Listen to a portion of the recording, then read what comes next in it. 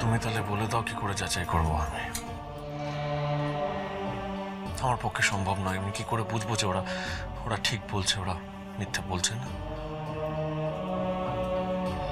সোনামা বলছে বুঝে নিতে। কি করে রাস্তাটা?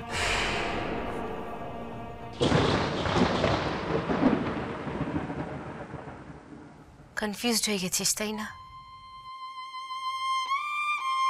খুব দি ভাই, জানিস তো জীবনে প্রথমবার না নিজেকে বিভৎস বিভৎস কনফিউজ লাগছে। আমি বুঝতে পারছি না। আমারও কনফিউজ লাগছিল। চেইন লকেটটা, বকুলের তোকে ক্যাপ্টেন বলে ডাকা, সবটা শুনে আমি ভীষণ কনফিউজড হয়ে গেছিলাম। বকুলের সঙ্গে কথা বলতে গিয়েছিলাম। হ্যাঁ, কি বললো তোকে ও?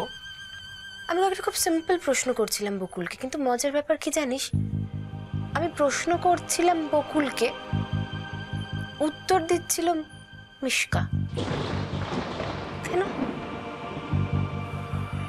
কেন মিশকা উত্তর দেবে? মানে ব্যাপারটা তো তাহলে জলের মতো পরিষ্কার হয়ে গেল। মিশকা জানে তোর উইকনেস গুলো কোথায়, কোথায় তুই দুর্বল হয়ে পড়তে পারিস। তাই দেখ, এখন বকুলের হয়ে সবার আগে কে কথা বলছে? সোনামা। কারণ মিশকা জানে যে সোনামাও তোর বড় একটা দুর্বলতা। আমার ভালো লাগে না জানিস দি ভাই এই জিনিসগুলো। আর কেন কি দরকার, কি প্রয়োজন আছে? আমি জানি তোর ভালো লাগে না, কিন্তু কি করবি বল? পরিস্থিতি যেভাবে, আমি জানি কনফিউজ হয়ে যাওয়াটাই ভীষণ স্বাভাবিক, কিন্তু এখন যদি তুই দুর্বল হয়ে পড়িস তাহলে মিশকা যা চাইছে এক্স্যাক্টলি তো সেটাই হবে। সেটা কি করে হতে দিই বলতো?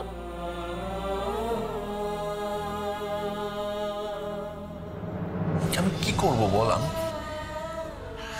আমি কি করব? আমিও জানি না এক্স্যাক্টলি তোর কি করা উচিত। আমি বুঝতে পারছি শোনা যে এখন পরিস্থিতিটা বড্ড জটিল হয়ে গেছে। আমার শুধু একটাই কথা, এখন প্লিজ দুর্বল হয়ে পড়িস না। আমি জানি যে তুই যা ডিসিশন নিবি সেটা ভেবে চিন্তেই নিবি। একটু ভাবিস, প্লিজ দুর্বল হয়ে পড়িস না।